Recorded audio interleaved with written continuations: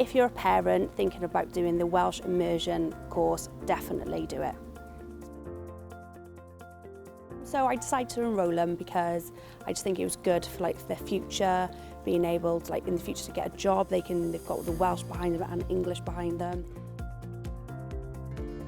I was really worried obviously about doing it because I don't speak Welsh and their dad doesn't speak Welsh, so I thought they're going to struggle, but within a couple of months they were like fluent Welsh, and it's amazing. They're like little sponges and they just managed to basically crack on with it. They were absolutely fantastic. They made it really fun as well, so they did things like learn to cook in Welsh and little songs in Welsh and plays in Welsh, and they just seemed to really enjoy it, and they were coming home happy and couldn't wait to go back to school the next day to do it. After school they're speaking to their friends in Welsh, like meeting up after school with friends, they're speaking Welsh.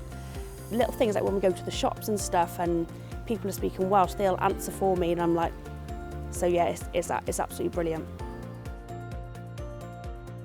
So I'd definitely say to other parents, if they were thinking about doing it, is 100% do it.